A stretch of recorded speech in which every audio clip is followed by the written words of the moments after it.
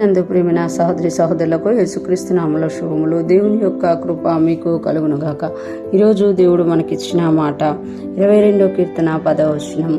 గర్భవాసినైనది మొదలుకొని నాకు ఆధారము నీవే, నా తల్లి నన్ను కన్నది మొదలుకొని నా దేవుడవు నీవే. ఈ మాటలు కీర్తనకారుడు తెలియజేస్తున్నట్లుగా మనం చూడగలం. ఆయన ఇక్కడ తెలియజేస్తున్నారు కదా, దేవుడికి గర్భవాసినైనది మొదలుకొని నాకు ఆధారము నీవే అంటే నేను తల్లి గర్భంలో పడినప్పుడు నుండి కూడా పడినప్పటి నుండి నీవే నాకు ఆధారము, నీవే నాకు కేడము అని ఇక్కడ చెప్పుకుంటున్నమాట. చూడండి, గర్భవాసినైనది మొదలుకొని నాకు ఆధారము నీవే అంటే నా తల్లి గర్భంలో నేను ఉన్నప్పుడే నిన్ను ఆధారంగా చేసుకున్నాను అని కీర్తనకారుడు తెలియచేస్తున్నమాట.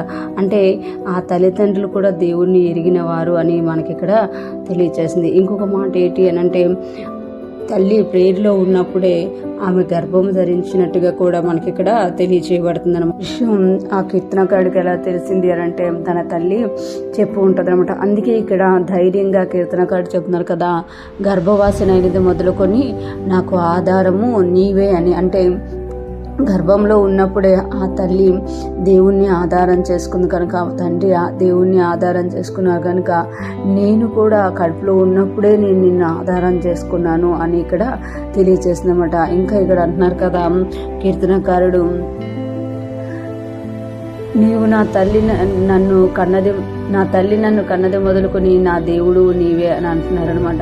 అంటే నా తల్లి నన్ను కన్నది మొదలుకొని దేవుడవు నీవే అంటున్నారు. అంటే నేను తల్లి గర్భంలో నుండి బయటకు వస్తుండగానే నాకు దేవుడుగా నువ్వు ఉన్నావు అని ఇక్కడ కీర్తనకారుడు ఒప్పుకుంటున్నారన్నమాట.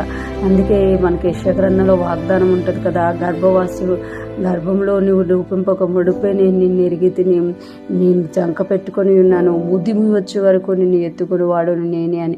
అంటే మన జీవిత దినాలన్నీ కూడా మనం అనుకుంటున్నాము మధ్యలో మనం దేవుని నమ్ముకున్నాము అని, కానీ మనల్ని రూపించిన దేవుడు, మనల్ని తల్లి గర్భంలో ఉంచిన దేవుడు మనల్ని బయటికి తీసుకొచ్చి మనల్ని సంరక్షించి ఆయన్ని ఎరిగేటట్టు చేసి, కొంతమంది అయితే దేవుణ్ణి ఎరిగిన తల్లిదండ్రులు కలిగి ఉన్నారు, కొంతమంది అయితే దేవుణ్ణి ఎరగకపోయినా మన మార్గాల్లో మనం దేవుణ్ణి కలుసుకునేటట్టు దేవుడు మరలా మనకి ఆ అవకాశాన్ని కలిగించే ఆ రక్షణ మార్గంలోకి తీసుకొచ్చి మనం ఆయన్ని వెంబడించేటట్టు చేసుకున్నారు. ఎంత గొప్ప భాగ్యమో చూడండి.